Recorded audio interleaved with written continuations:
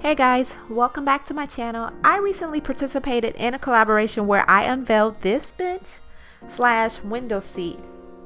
Now would you believe I created this from 2 IKEA lag tables? Yep, these right here. Well, if you can't believe it, stick around because I'm going to show you exactly how I made these. So here are the 2 tables. The assembly for this took less than 10 minutes. Now I'm going to create my stencils for the curve details on the bench. I used a piece of foam board and I cut it the length of the leg and wide enough for me to create a design. Then I sketched different patterns until I achieved a desired look. Now don't worry, I've uploaded this template to my website so that everyone can use it. So go ahead and find the link down in my description. I cut the template from the foam board and I will use this same template for all of the legs. For the wood, I picked up these plywood sheets from a craft store. It's 12 by 24 and it's 1/8 of an inch thick. I used 2 of these for this project. So I take and trace my template onto the pine board. Then I cut it out. Now unfortunately, there's no easy way to make these cuts without the proper tools. I recommend a jig saw. It's easy to use and it handles curves very well. If you may have noticed, the template that I have is for a single leg. So to accommodate the double leg, I traced the template on one side, then flip it, line it up with the spine, and trace that same thing on the opposite side. This will give me a full piece to add in the middle. Yes, I realize that this piece is a bit shorter than the lack leg, but that's okay. I simply draw out the remainder of the leg on the same board. The seam from the 2 pieces will be covered later with wood putty.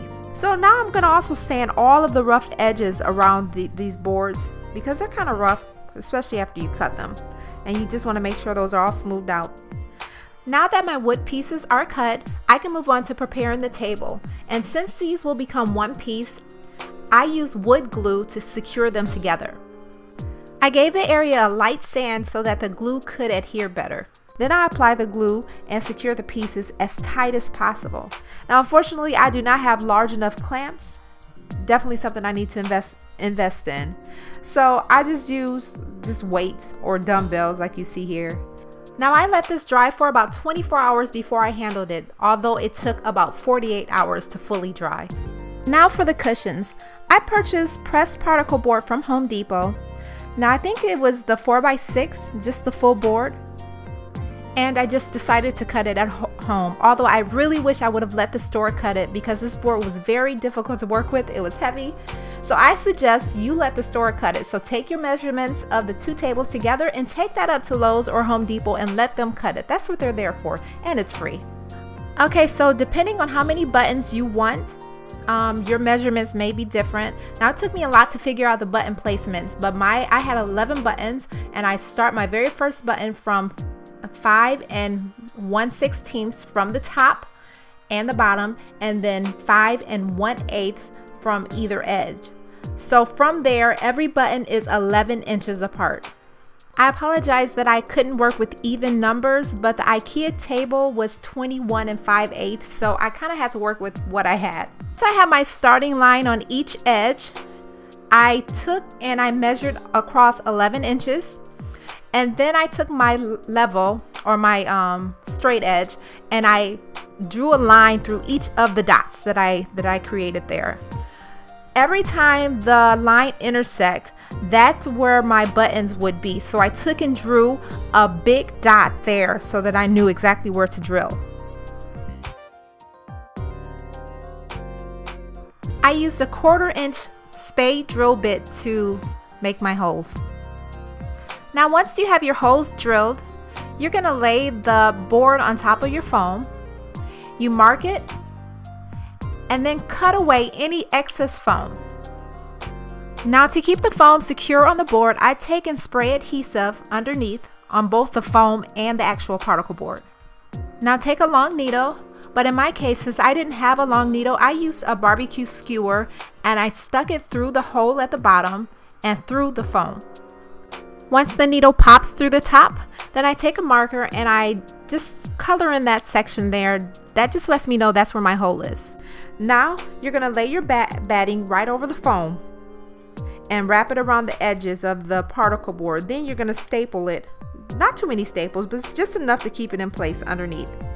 So I'm using an electric stapler or electric staple gun just to save on some time and to save the muscles in my hand, but you can use the handheld staple gun. It will do the trick. Once everything is stapled, cut away the excess batting. With your finger, find the holes that you made in the foam, and with a utility knife or scissors, cut away the batting around that hole to expose it. I also took and kind of carved out around the hole in the foam just to kind of make that hole a little wider so that my buttons could sit inside of the foam. So now for my fabric, I'm going to be using one panel from Target. This material is a lot like velvet, and I did some pricing. I went to Joann's and priced fabric, and it was crazy. So I was like, okay, I know it should be something else I can use, and I found this curtain, this drape, and it was perfect at Target for like 20 bucks. And so that's what I'm using. I'm gonna go ahead and iron it just to get some of the wrinkles out, and I lay it on top of my foam. So I cut off the ring portion of this drape, and I'm gonna use the fabric from this section to make my buttons. I purchased this button making kits from Joann Fabrics. This thing was a challenge to use because of how thick my fabric was. So my hands were really sore in the end, but I got all 11 buttons made. Yay. Now if I decide to do tufting in the future, I definitely want to invest in a button making machine, something that will save my hands. But at least I got everything done.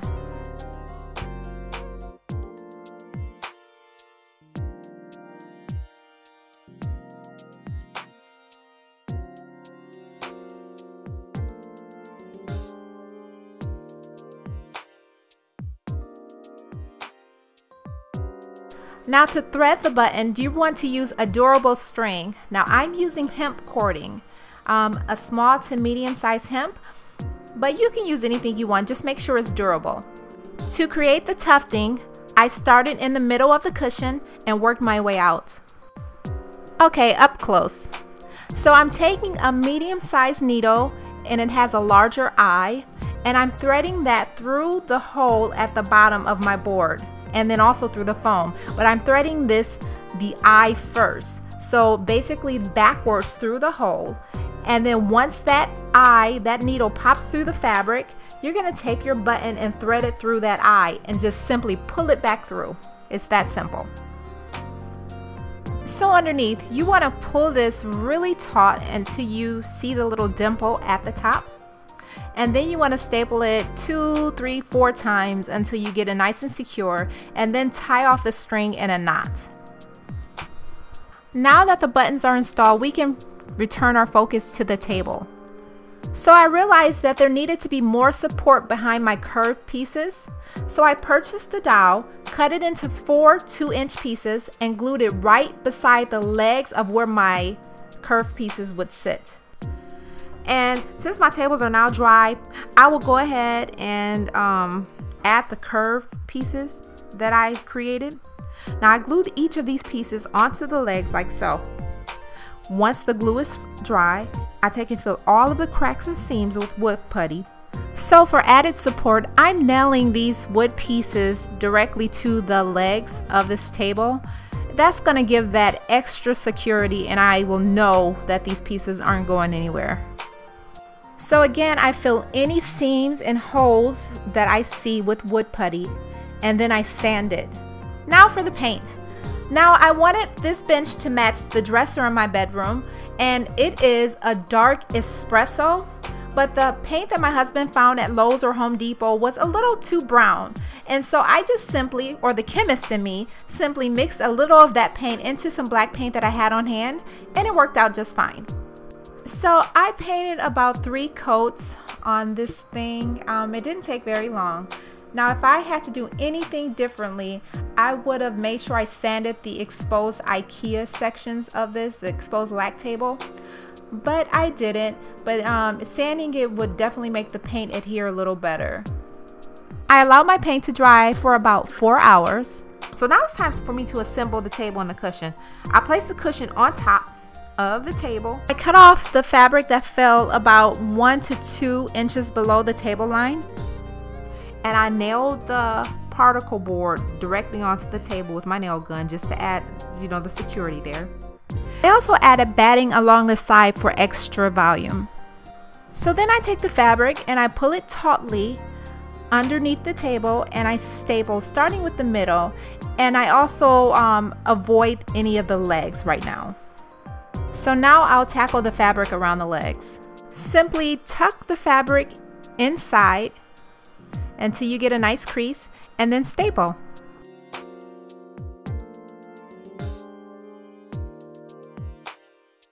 Cut off any excess fabric along the way.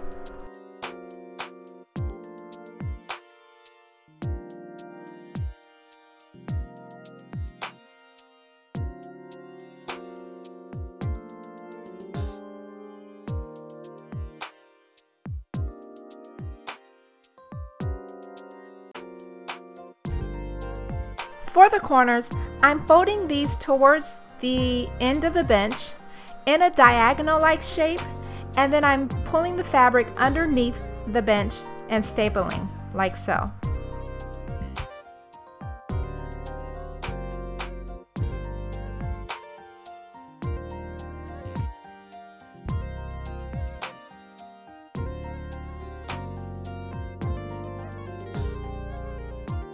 Once everything is stapled, I add my studs only around the leg area.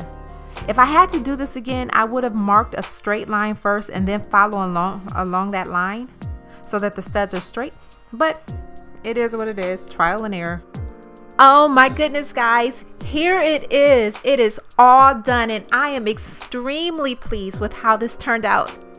If I had to rate this project on difficulty from 1 to 10, I think I would give it about a 5. I think I would definitely do it again. So what do you guys think? Is it a thumbs up? Thumbs down? Would this be something you try?